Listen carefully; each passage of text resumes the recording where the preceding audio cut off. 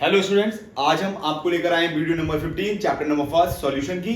तो बेटा इससे पहले वाली वीडियो में वीडियो नंबर 14 में हमने डिस्कस किया था कि फैक्टर कौन कौन से इफेक्ट करेंगे solubility of a solid in a liquid and gas in a liquid में। तो मैं आपको सिंपल से एक टेबल बना दे रहा हूं। जब सॉलिड इन अ लिक्विड में effect of temperature and effect of pressure क्या होगा। मैं बात करूंगा solubility of gas in liquid में, तो what is the effect of temperature और what is the effect of pressure. हमने इफेक्ट ऑफ टेम्परेचर तक पढ़ाया था और आज हम स्टार्ट करेंगे कि इफेक्ट ऑफ प्रेशर क्या होगा when we dissolve a gas in a liquid. ठीक है बेटा, चलिए आगे बात करते हैं। तो मैं आपको एक डब्बा बनाता हूं बेटा, इस तरीके से डब्बा बना लीजिएगा और दोनों फैक्टर सारे हैं इस डब्बे में ही कंप्लीट होने वाले हैं। कैसे बेटा, मैं जब बात करूंगा पहला सॉलिड को लिक्विड में मिला रहे हैं तो टेम्परेचर बढ़ाने पर सॉल्युबिलिटी बढ़ती है। टेम्परेचर बढ़ाने पर सॉल्युबिलिटी बढ़ेगी अगर आपका डिसोल्यूशन एंडोथर्मिक होगा। क्या होगा बेटा, एंडोथर्मिक होगा। तो डेल्टा एच की वैल्यू क्या होगी बेटा, पॉजिटिव होगी या delta H is greater than 0। ऐसे ही टेम्परेचर बढ़ाने पर सॉल्युबिलिटी घटेगी, तो मतलब अगर क्या होगा, डिसोल्यूशन कैसा होना चाहिए बेटा, एक्सोथर्मिक। एक्सोथर्मिक में मतलब डेल्टा एच की वैल्यू क्या होनी चाहिए, नेगेटिव, और delta H less than 0। Clear है बेटा, ये तो आपको समझ में आ गया। दूसरा जो टॉपिक हमने पढ़ाया था गैस इन लिक्विड में, तो टेम्परेचर बढ़ाने पर सॉल्युबिलिटी घटेगी। सॉल्युबिलिटी घटेगी और डिसोल्यूशन कैसा होता है, एक्सोथर्मिक। और एक्सोथर्मिक आपको क्या पता है बेटा, हीट इवॉल्व हो रही है, डेल्टा एच की value negative and delta H less than 0। ठीक है, अब बात आती है यहीं पर हम बात करेंगे, टेम्परेचर की बात हो गई। प्रेशर का अगर मैं बात करूं, प्रेशर का कोई भी इफेक्ट नहीं होता। ऐसे लिख लीजिएगा, ये पूरा टॉपिक एक ही बार में एक बॉक्स में ही कवर हो जाएगा। प्रेशर का कोई भी इफेक्ट नहीं होगा। क्यों नहीं होगा, जितने भी सॉलिड और लिक्विड होते हैं they are solid liquid are incompressible in nature, incompressible in nature, that's why they remain unaffected. वो क्या रहते हैं बेटा, इसी वजह से वो अनअफेक्टेड होते हैं। यहाँ पर क्या होगा, मैं अभी आपको बता दे रहा हूँ प्रेशर का इफेक्ट क्या होगा। तो प्रेशर का इफेक्ट होगा, प्रेशर बढ़ाने पर सॉल्युबिलिटी बढ़ जाती है। प्रेशर बढ़ाने पर सॉल्युबिलिटी बढ़ जाती है। ये किसने एक्सप्लेन किया, ये हमें बताया एक साइंटिस्ट थे जिनका नाम है हेनरी। उन्होंने एक लॉ दिया, that is known as Henry law. Henry law ने एक स्टेटमेंट दिया कि प्रेशर बढ़ाने पर solubility of a gas in liquid बढ़ जाती है। बस सॉल्युबिलिटी बढ़ जाती है। तो अभी के लिए आपको इस टेबल को याद रखना है और इस टेबल से आपको पूरा सॉल्युबिलिटी का कॉन्सेप्ट हाथों पर आ जाएगा कि टेम्परेचर बढ़ाने पर सॉल्युबिलिटी, अगर पहला केस लेते हैं सॉलिड इन लिक्विड में, तो टेम्परेचर बढ़ाने पर सॉल्युबिलिटी बढ़ती है, डिसोल्यूशन एंडोथर्मिक होगा।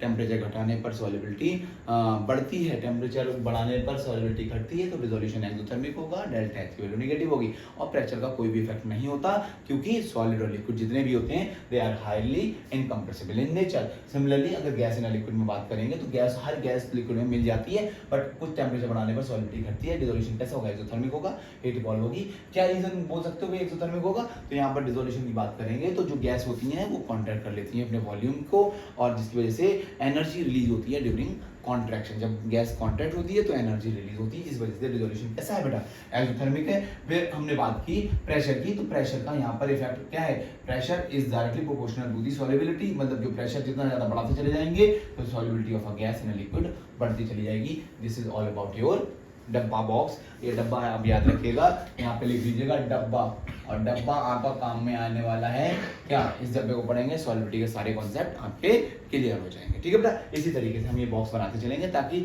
जब हम रिवाइज करेंगे बोर्ड पॉइंट ऑफ व्यू के लिए, अगर बेटा हमें नहीं आती है सॉल्युबिलिटी और हमने इस डब्बे में कोई छाप दिया तो एग्जामिनर की मजबूरी हो जाएगी बोर्ड के अंदर आंसर को टिक करना, समझना कि भाई कौन सा है, वो खुद देगा नंबर। बोर्ड में बहुत अच्छी तरीके से कॉपी चेक होती है, बच्चे के फेवर में कॉपी चेक होती है। तो आपको क्या करना है, बाई चांस बहुत से बच्चे होते हैं they are weak in English, भाई नहीं लिख पा रहे हैं, तो आपने इससे ही बता दिया कि टेम्परेचर बढ़ाने पर सॉल्युबिलिटी बढ़ेगी, डिसोल्यूशन एंडोथर्मिक होगा और डेल्टा एच की वैल्यू पॉजिटिव है, तो आपको पूरे नंबर मिलने के पूरे चांसेस हैं। ठीक है बेटा, तो इसको आप अपनी कॉपी में अपने नोट्स में बना लीजिएगा, बहुत ज्यादा इंपॉर्टेंट है। Now we discuss about the effect of pressure. ठीक है बेटा,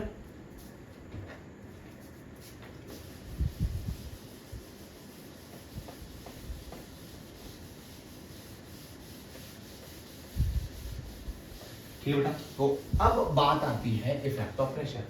तो प्रेशर का क्या इफेक्ट होता है? प्रेशर बढ़ाने पर solubility of a gas in a liquid बढ़ जाती है, और इसको हमें बात बताई गई किसके द्वारा?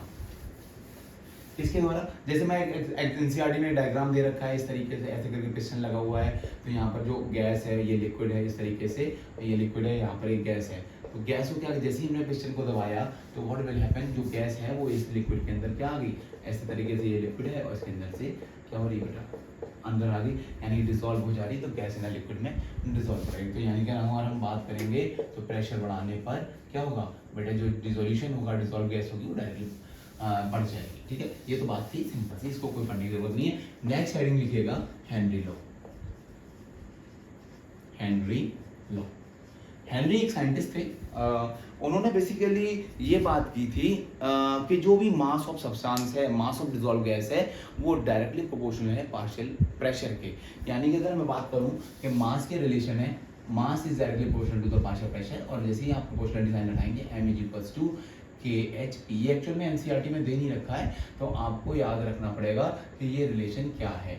सिमिलरली अगर बात करूंगा, जो new form of Henry law है वो स्टेट ये करता है at a constant temperature the solubility of any gas is directly proportional to its partial pressure. मतलब अगर मैं बात करूं according to Henry law, the solubility of any gas, the solubility of any gas is directly proportional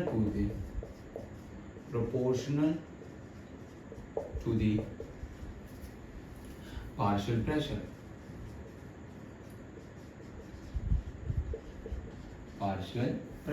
the solubility of any gas is directly proportional to its partial pressure। मतलब अगर बात करूंगा solubility को मैं यहाँ से काई से डिनोट करूंगा, तो काई is proportional to P। Suppose हम इसको बड़े तरीके से लिखेंगे, रिवर्स करके P इज प्रोपोर्शनल टू काई, जैसे ही प्रोपोर्शनल से साइन लगाएंगे एक कांस्टेंट आ जाएगा KH काई। ठीक है बेटा, तो this is the Henry law, P is equal to KH chi. P is the partial pressure, P is the partial pressure of the gas,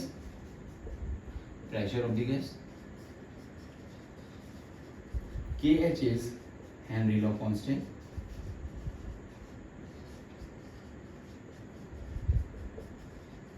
and chi is the solubility of a gas in a liquid। ठीक है बेटा, P is equal to KH chi। This is all about Henry law, or we can say that there is another law, that is the mole fraction of any solute is directly proportional to its partial pressure। यहाँ पर अगर बात करेंगे Henry law की, तो this is the formula, जो कि आपको ये देखना पड़ेगा। मोस्टली क्वेश्चन जो आते हैं वो नेट में आ जाते हैं, क्योंकि जो हेनरी ने स्टेटमेंट दिया था वो उन्होंने ये बोला था कि the mass of dissolve gas is directly proportional to its partial pressure. जो भी मास है डिसॉल्व गैस का वो directly proportional to the partial pressure. Here m is the mass of dissolve gas,